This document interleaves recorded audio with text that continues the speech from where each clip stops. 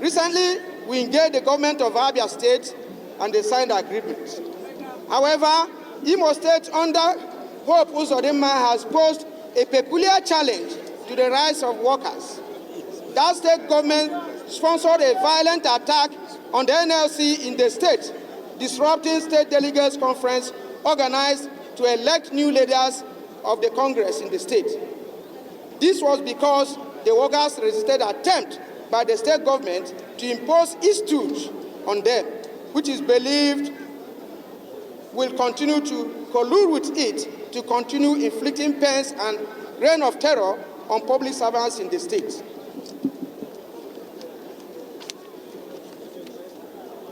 Currently, worker salary in the state are in arrears. Pensions have gone unpaid.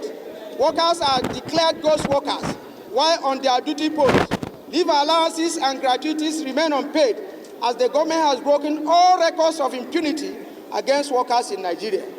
To show its contempt for dialogue, the state government, without reason, aborted signing of agreement which it had reached with us to resolve the dispute arising from its ill-treatment of workers. The government uses violence against its workers and was responsible for invading, ransacking, and stripping our national secretariat in Owerri. We have since reported this incident to the International Labour Organization, and we continue to pursue it until it is satisfactorily resolved in favor of Imo State workers. Despite these challenges, the beautiful thing, though, is that our response are very critical in determining the outcomes. This singular understanding means that our destiny remains in our hands. We must therefore continue to rebuild our movement so that our responses to these forces will be more creative and robust to yield the desired outcome for our members and trade unions. As part of our response, comrades, with your permission, we shall mount a robust campaign rising from this celebration against all states, all private sector employers involved in the denial and dehumanization of workers all over the nation.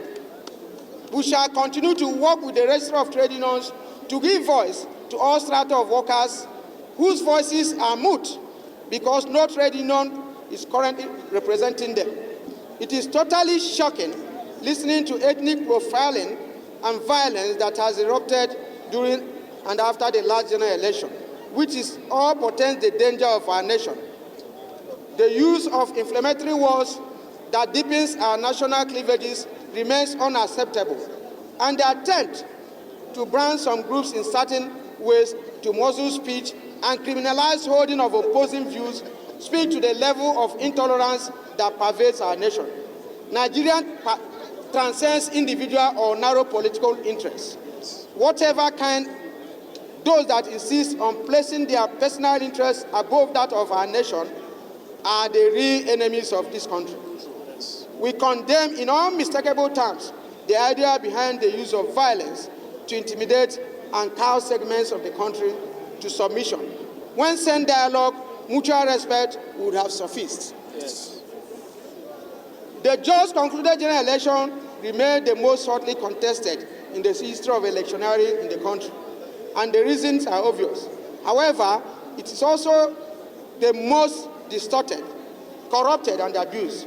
It marked a dangerous watershed in our political engagement as a people and as a nation. It brought with it huge opportunities for our nation to turn the corner and become great, or continue to dwell in the cesspit of underdevelopment.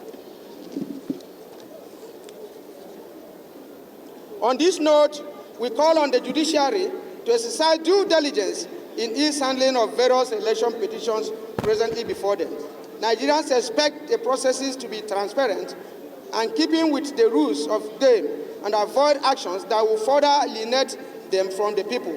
We see in the present election petition huge opportunities for the nation judiciary to redeem itself, restore its dignity, and ascend that moral height once again as the revered true champion of the people and our nation. Our promise is that trade union movement in Nigeria, using its various networks, we monitor diligently the handling of various petitions in our different courts to ensure that justice is done. We urge the judiciary to stop the delay. I'll hand over to my colleague from the TUC to continue from the state of the economy.